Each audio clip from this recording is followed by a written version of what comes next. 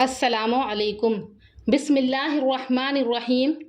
نوری Islamic channel کے معزز خواتین و حضرات، ہم امید کرتے ہیں کہ آپ خیریت سے ہوں گے اور ہماری دعا بھی ہے کہ آپ کو اللہ پاک سدا عافیت کے سائے میں رکھے۔ ہمارا آج کا موضوع حضرت ادریس علیہ السلام کا واقعہ ہے، جو کہ اللہ کے تیسرے پیغمبر تھے۔ ناظرین اکرام، حضرت ادریس علیہ السلام یہ حضرت آدم علیہ السلام اور حضرت شیث علیہ السلام کے بعد دنیا میں آئے ہیں، اور حضرت شیث علیہ السلام کے بعد سب سے پہلے نبوت انہی کو عطا ہوئی۔ اور قرآن مجید میں سورہ مریم میں اللہ تبارک و تعالیٰ کا ارشاد ہے، آیت کا ترجمہ یہ ہے کہ اے نبی، اس کتاب میں ادریس علیہ السلام کا ذکر کیجئے، بے شک وہ سچے نبی تھے اور ہم نے ان کو بلند مقام پر اٹھایا۔ اللہ عز و جل نے حضرت ادریس علیہ السلام کی تعریف فرمائی اور ان کو وصف نبوت سے سرفراز فرمایا، اور یہ حضرت شیث علیہ السلام کی اولاد میں سے ہیں، اور کئی علماء کے بیان کردہ حضور صلی اللہ علیہ وسلم کے نسب میں یہی آگے جا کر مل جاتے ہیں۔ اور علامہ ابن اسحاق ذکر کرتے ہیں کہ پہلے وہ شخص جس نے قلم کے ساتھ لکھا وہ حضرت ادریس علیہ السلام ہی ہیں، اور انہوں نے حضرت آدم علیہ السلام کی زندگی کے 308 سال دیکھے، اور حضرت ادریس علیہ السلام حضرت شیث علیہ السلام کی شریعت پر عمل پیرا رہے، اور حضرت ادریس علیہ السلام اللہ تبارک و تعالیٰ کے جلیل القدر پیغمبر تھے، اور آپ شیث علیہ السلام کی اولاد میں سے ہیں، اور آپ کا اصل نام اخنو تھا یا ہنوخ تھا، اور ادریس آپ کا لقب تھا۔ آپ کو یہ لقب اس لیے ملا تھا کہ مفسرین حضرات بیان کرتے ہیں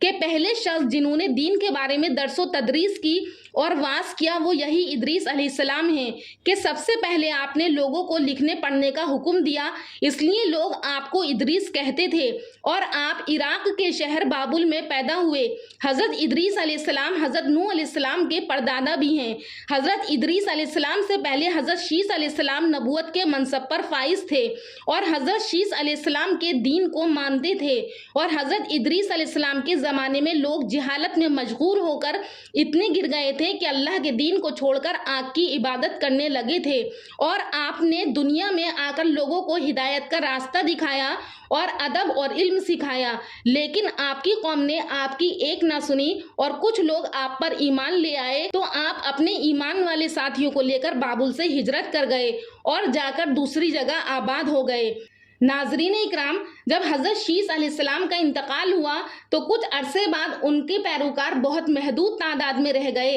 اور حابیل کی اولاد نے کفر اور بے حیائی کو عام کر رکھا تھا، اور رشتوں کی پہچان ختم ہو گئی تھی، اور بتوں کی پوجا اور آگ کی پرستش ہو رہی تھی، گویا کہ دنیا پر شیطان اور اس کے ساتھیوں کا راج تھا، اور حضرت آدم علیہ السلام اور حضرت شیث علیہ السلام کے قائم کردہ دین کو پامال کیا جا رہا تھا۔ اور یہی وہ وقت تھا کہ جب اللہ جل شانہ نے اس بگڑی قوم میں ایک نبی مبعوث کرنے کا فیصلہ کیا، اور اس منصب کے لیے حضرت شیث علیہ السلام کی نسل سے حضرت ادریس علیہ السلام کا انتخاب فرمایا، اور حضرت ادریس علیہ السلام میں وہ تمام خوبیاں موجود تھیں جو اللہ کے نبی میں موجود ہوتی ہیں۔ حضرت ادریس علیہ السلام حضرت آدم علیہ السلام کے دین کے پیروکار تھے اور نہایت متقی تھے۔ نبوت کے منصب پر فائز ہوتے ہی آپ نے اپنی قوم میں وعظ و نصیحت کا کام شروع کر دیا۔ ناظرین اکرام، حضرت ادریس علیہ السلام کے بارے میں قرآن میں ذکر موجود ہے، اور دو جگہ پر اللہ تعالیٰ نے حضرت ادریس علیہ السلام کا ذکر کیا ہے۔ ایک سورہ مریم آیت 56 میں اللہ تعالیٰ نے ارشاد فرمایا کہ وَاذْكُرْ فِي الْكِتَابِ إِدْرِيسَ إِنَّهُ كَانَ صِدِّيقًا نَبِيًّا وَرَفَعْنَاهُ مَكَانًا عَلِيًّا۔ اس آیت کے اندر اللہ تبارک و تعالیٰ فرماتا ہے کہ حضرت ادریس علیہ السلام کی ایک صفت بیان کی ہے کہ حضرت ادریس علیہ السلام صدیقاً نبیہ یعنی سچے نبی تھے، اور ان کا یہ معاملہ بھی بیان فرمایا کہ وَرَفَعْنَاهُ مَكَانًا عَلِيًّا، کہ اللہ تعالیٰ نے انہیں بلند مقام عطا فرمایا۔ اب یہاں پر بلند مقام سے کیا مراد ہے تو اس کے بارے میں کئی روایات ملتی ہیں۔ بعض حضرات فرماتے ہیں کہ اس سے مراد وہی ہے کہ جیسے اللہ تعالیٰ نے حضرت عیسیٰ علیہ السلام کو زندہ آسمان پر اٹھایا، اسی طرح حضرت ادریس علیہ السلام کو بھی اٹھا لیا، لیکن اس بات کا کوئی واضح ثبوت نہیں ملتا ہے۔ اور بعض لوگوں کا کہنا ہے کہ ادریس علیہ السلام آسمان میں اٹھائے گئے اور وہیں پر ان کی وفات ہوئی، مطلب آسمان میں ان کو فرشتے لے کر گئے تھے اور وہیں پر ان کو موت آئی، یعنی زمین پر ان کو موت نہیں آئی، آسمانوں میں بھی ملک الموت نے ان کی روح کو قبض کیا۔ کچھ لوگ یہ تفسیر پیش کرتے ہیں، لیکن اس کی بھی کوئی واضح دلیل موجود نہیں ہے، کہ اللہ تعالیٰ نے ان کو بلند مقام عطا کیا، اور بعض لوگ اس کی تفسیر یہ بیان کرتے ہیں کہ ادریس علیہ السلام کو جنت میں مقام دیا گیا۔ معزز سامعات، البتہ جب اس بات سے کوئی صحیح دلیل ثابت نہیں ہو رہی کہ اس بات سے کیا مراد ہے، تو ہم اجمالی طور پر یہی مانیں گے کہ اللہ تعالیٰ نے ان کو بلند مقام عطا فرمایا اور وہ کچھ بھی ہو سکتا ہے، لیکن قرآن میں اس کا ذکر موجود نہیں ہے اور اللہ تعالیٰ بہتر جانتا ہے۔ اور قرآن میں دوسری جگہ سورہ انبیاء میں حضرت ادریس علیہ السلام کا ذکر کیا گیا ہے، آیت نمبر 50 ہے۔ اللہ تعالیٰ ارشاد فرماتا ہے وَإِسْمَاعِيلَ وَإِدْرِيسَ وَذُوالْكِفْلِ كُلٌّ مِّنَ الصَّابِرِينَ، کہ حضرت اسماعیل علیہ السلام اور حضرت ادریس علیہ السلام اور ذوالکفل یہ سب کے سب صبر کرنے والوں میں سے تھے۔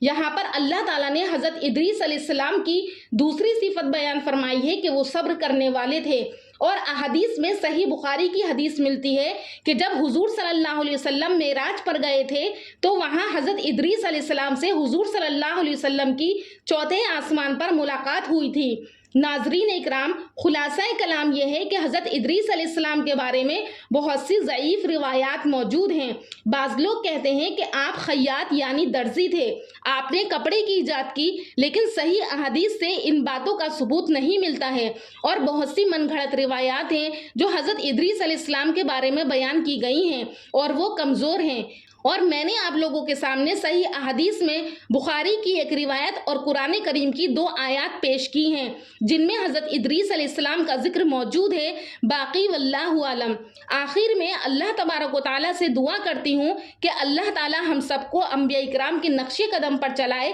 اور جب تک ہماری زندگی ہے وہ ایمان پر ہو، اور جب موت آئے تو وہ بھی ایمان پر ہو۔ اگر اس واقعے کو بیان کرنے میں مجھ سے کچھ بھی کمی یا پیشی ہوئی ہو تو اس کے لیے میں اللہ تعالیٰ سے معافی چاہتی ہوں۔ انشاءاللہ پھر ملاقات کروں گی ایک نئے ٹاپک کے ساتھ، تب تک کے لیے اللہ حافظ۔